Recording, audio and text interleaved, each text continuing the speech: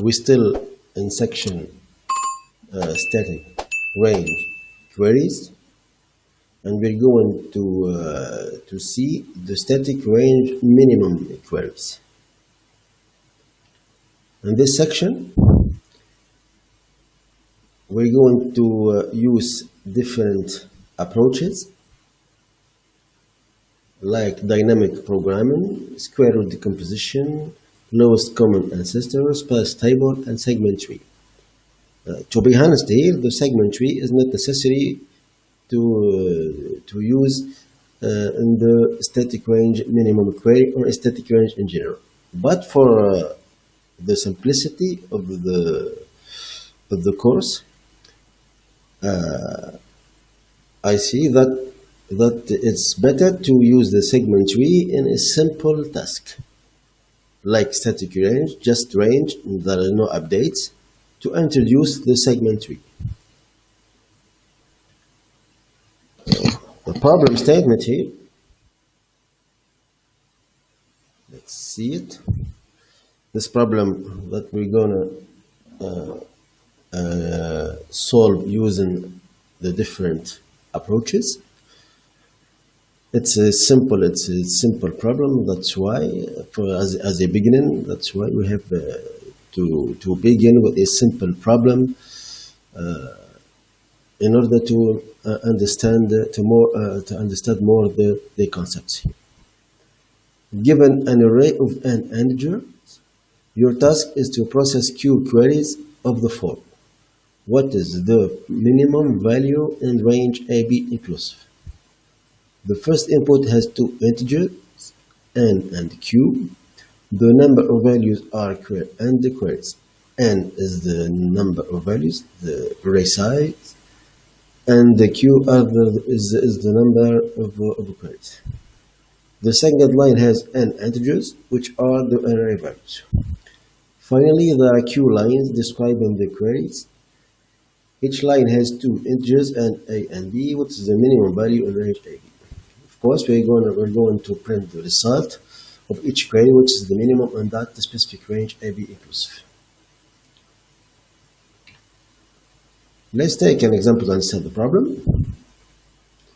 If I have this array and I have two queries, what's the minimum between index 2 and 6?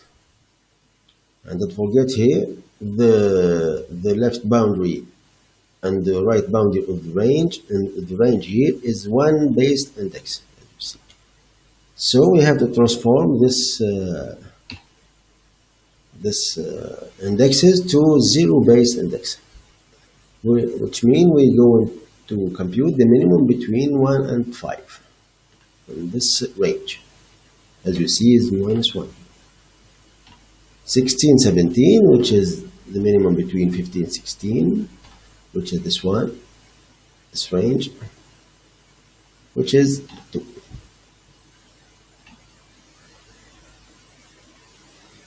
There are different approaches to solve this problem. We can use the naive approach or the dynamic programming technique. The prefix sum here does not work, will not work here for the minimum, because the prefix sum, as its name says, it computes the sum, not the minimum here. So we use the prefix sum only for the summation function. We can use the square root decomposition. We can use also the sparse table, the lowest common ancestor, and the segment tree.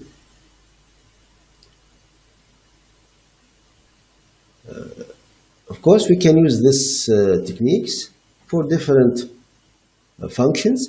If you want to compute the minimum or the sum or the maximum or the XOR or the product in a specific range, we can use any approach in this list.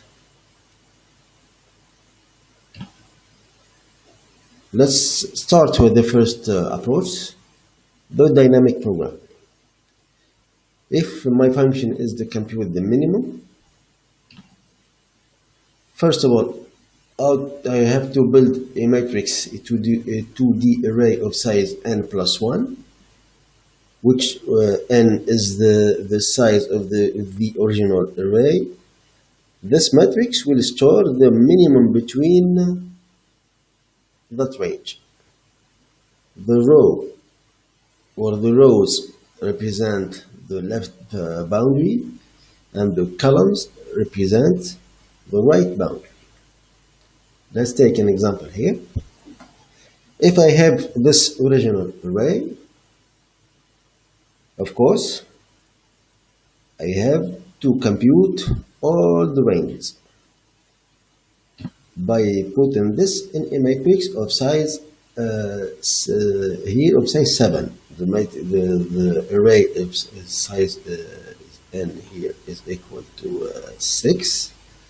So as you see here, the matrix is of size 7 times 7. So we have 7 rows and 7 columns.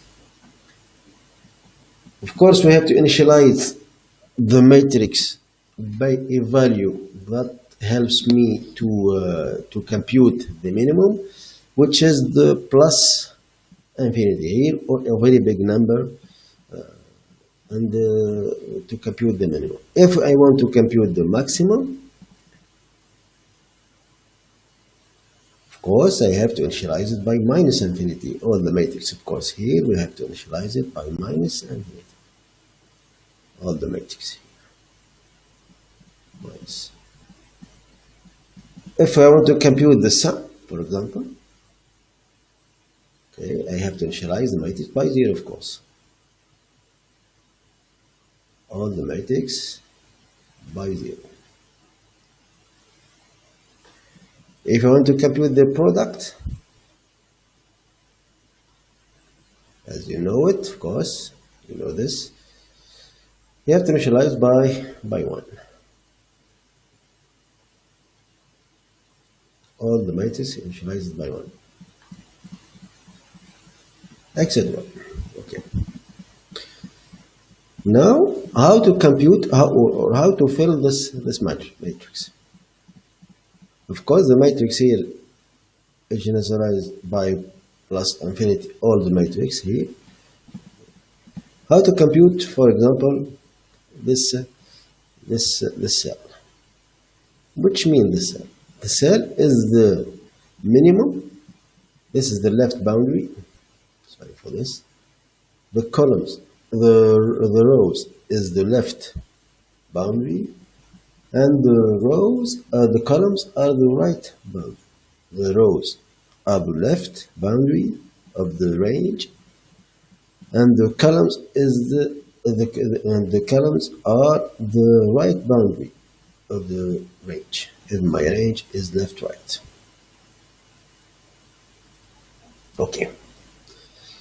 How to compute this cell, for example? Which means the cell. The cell is the minimum between, in the original array, between 0 and 0 in the original array, which means this one. Why 0 here? Don't forget that we have we added 1 to the size of the array. So we have to subtract 1 if I want to access or I want to know from this index represent 0 in the original array. So this is the index 0 to 0. How to compute this? It's the minimum between all the previous computation, which means plus infinity, and the minimum between all of this previous computation and a0, which is 22. So here we're going to put 28. Now this one. How to compute the minimum between 0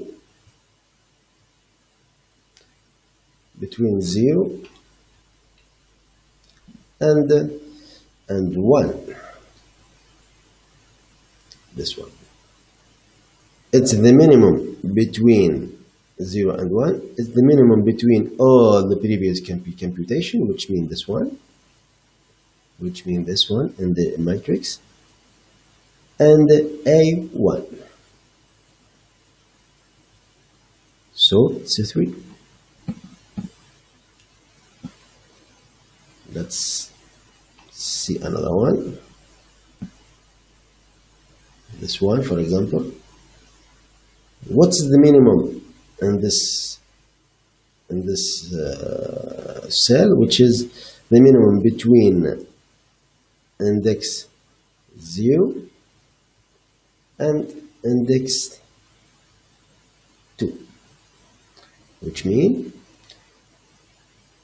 the minimum between all the previous computation, which means the minimum in this range, which is 3, and A2, this one. So it's -1.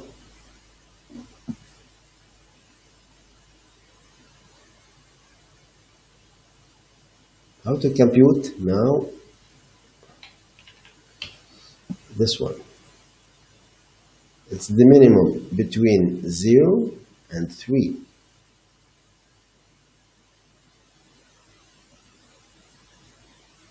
Which means the minimum between all the previous computation and this array from 0 to 2, which is this one, and A3, which is 5. So it remains -1. And so on.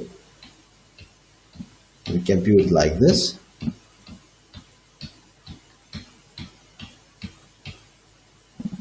So the matrix is filled by the minimum between all the ranges in the original array. Now, how to compute the minimum of a given specific range? For example, if I want to compute the minimum between 3 and 4 in the original array, which means it is the minimum between or the cell in row 4 and column 5. 2.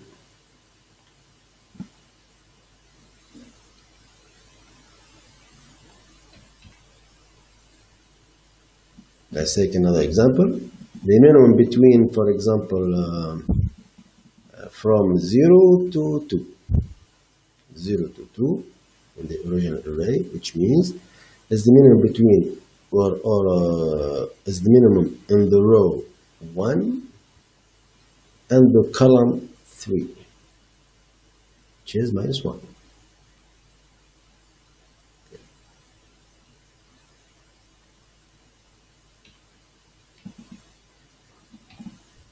So how to pre-process the computation, how to build this matrix?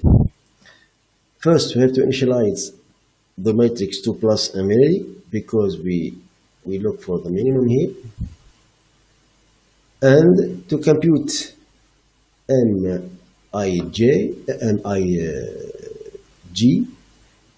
we have Mij here. Mij, it's the minimum between Mij-1 and Aj-1. It's the minimum. For example, if we take this, how to compute this one? It's the minimum. It's row 2, column 5. It's the minimum between -1, this one, all the previous computation from in the original array from 0 to 3, from 1 to 3, sorry, from 1 to 3, all the previous computation from 1 to 3 is -1, and A4. So the row remains the same, does not change, but the column here we have to subtract -1 to fit with the cell in the array.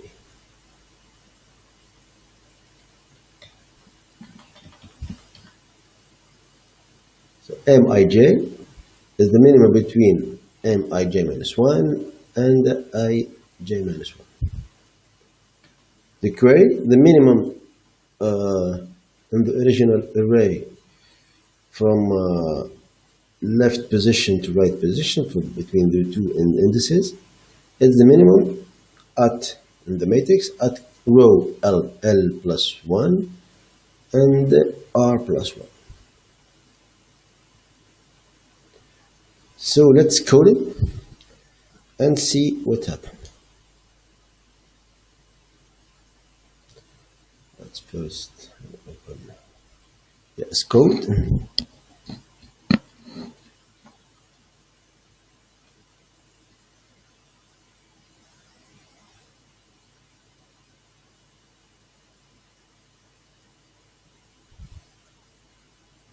Okay. Let's bring it to let's code this problem. Okay. I'm going to code it from scratch. Include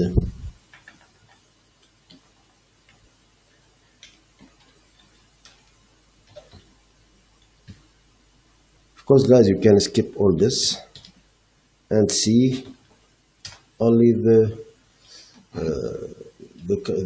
how to build the matrix and compute the minimum in a specific range. First, we have to read the size of the original array and number of queries. Let's make it long here. Okay. Then we have to fill the original array.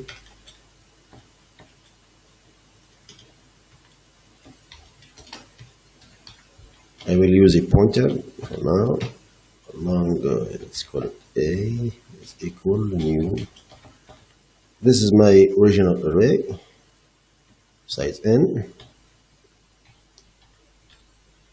So we're going to read the values of the original array. These values. And now let's iterate over the queries. It's not an array. We can start from one of any other number.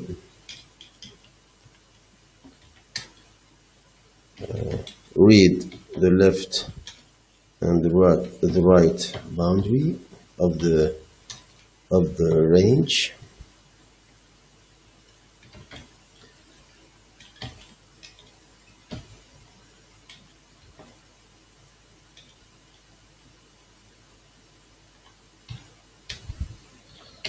Okay, let's delete the pointer of the original array. Okay, now we're going to build our matrix. It's a matrix. I want to use a pointer for this. I can use a vector, of course, or a static matrix. Let's call it n is equal to new.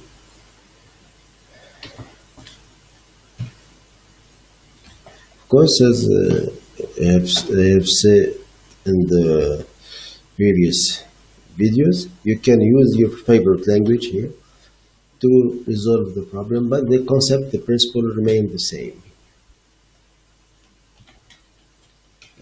I'm going here to allocate the necessary memory for the matrix.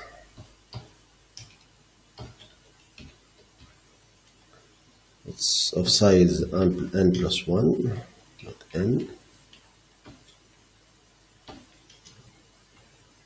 Okay.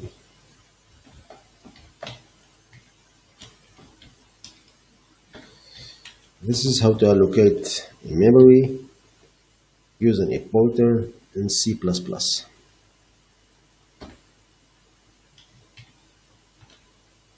Okay. Now I want to initialize the matrix 2 plus infinity.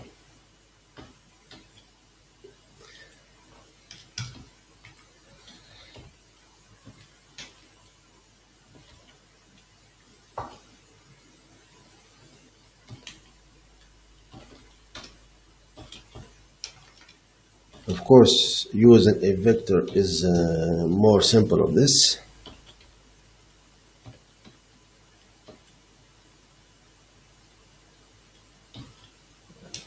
Okay.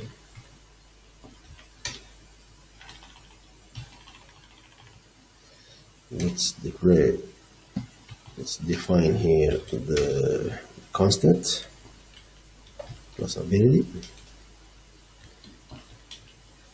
I don't know. I think there is a constant infinity in C++. To be honest, I forget that, but we can use this the numerics limits. Okay, I forget the okay. Numeric limits and the codes plus infinity is max. That's the max edge, max long here. Positive max long.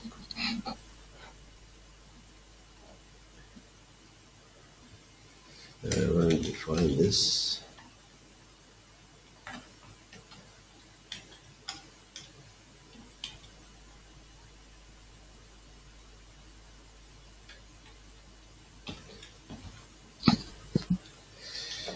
So here I initialize the matrix to d plus infinity.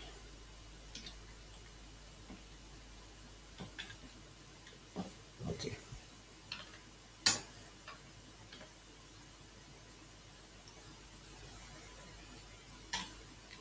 Let's build the matrix here. There is no need to do a function here. Of course, this is not a good practice in programming, but here we deal with competitive programming. I want to use the minimum code here to write my code. I have to do this, of course, for int. Now I'm going to fill the matrix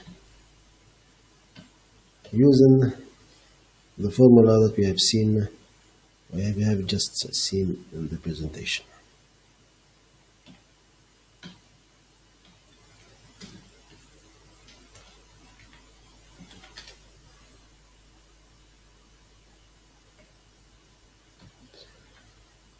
Okay, Mij is equal to the minimum of mi. No, it's not from 0 here, it's from I. Okay. Because, as you see here, it does not make sense to compute, for example, the minimum from 2, from range 2 to 0. This in this direction does not make sense. We have the left boundary must be always less or equal to the right boundary. This is the left boundary, and this is the right boundary. The rows represent the left boundary, and the columns are representing the right boundary.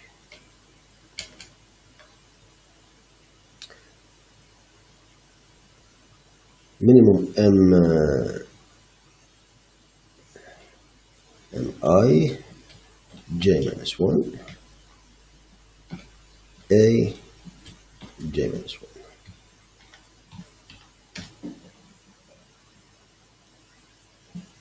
Okay, now because our matrix is of size n plus 1, there is no need to subtract one from the left and the right boundary.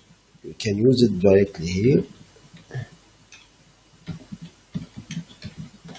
Okay, it's the matrix at left and right.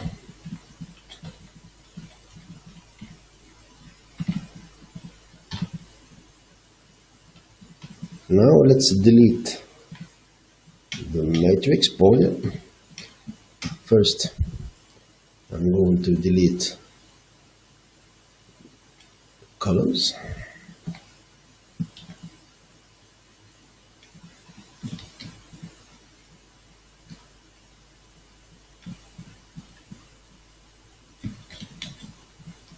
Then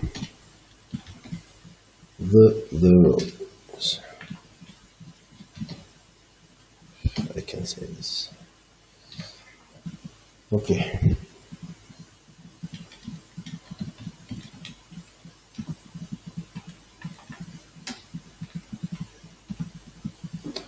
Okay. I don't know if everything is okay. Let's try it. Of course. What's the here? Token. Where's this? Okay, I think here. I'll take it from here. Copy paste. I think it's here too. Yeah. This 911 here too.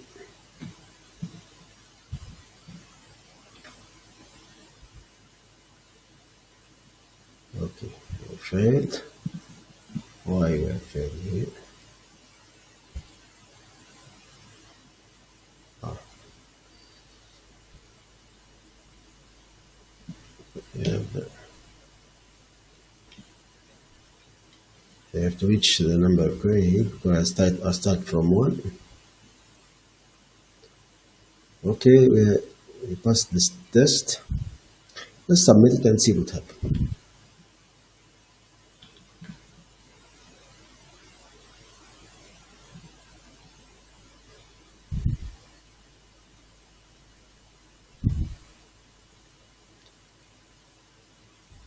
State of range minimum query, I think that's one.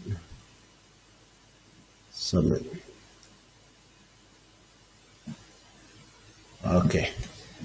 As you see, I have a runtime error. Why this?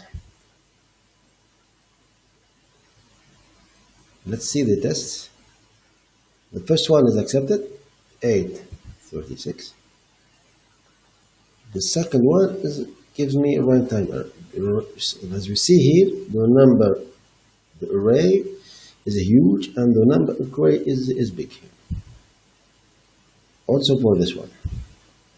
But here, accepted because we have small values. It could be the memory limit. But first, let's see the time complexity of this. It's not time limit exceeded, as you see. It's time error. The time complexity here for this code is. Let's see it in the presentation. It's better here. I have in this dynamic program. The time complexity for building the matrix is O(n) squared. The time complexity of one query, just one query, is constant time. And we have an extra space memory here, an extra space. This one. Okay. Let's see it in the code, of course, as you see here. This is the time complexity of just one query, constant time. Time complexity is not the space.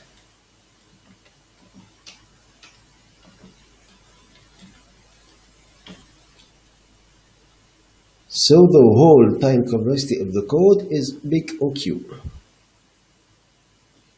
To build the matrix, I think here from here to here.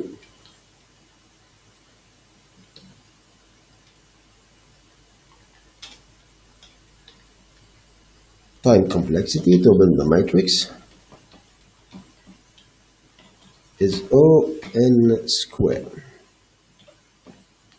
because we use here,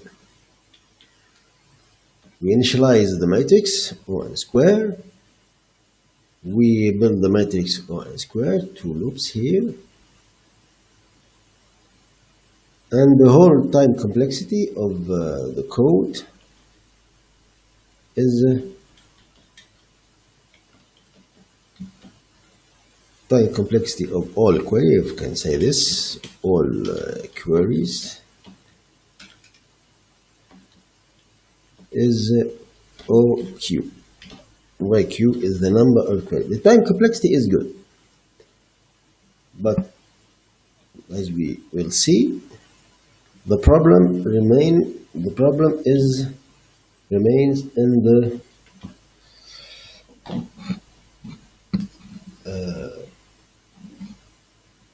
memory limit exceeded. How we can compute this? Let's explain. Let's see together what happened. The space complexity is O(n) plus O(n) squared. O(n) is the original array, of course, and O(n) squared is for the matrix.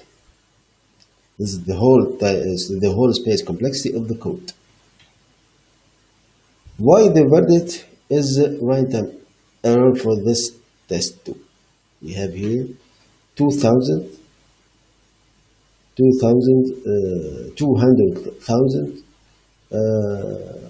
for the size of the original array and the number of queries.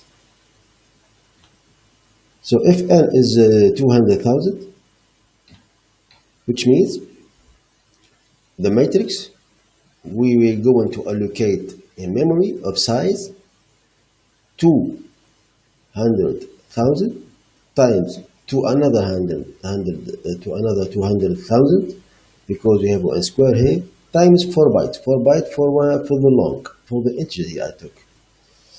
4 bytes for the one integer. So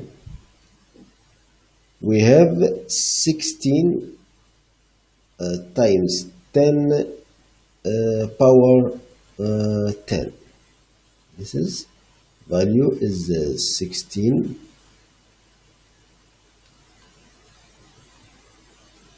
times 10 power 10, which is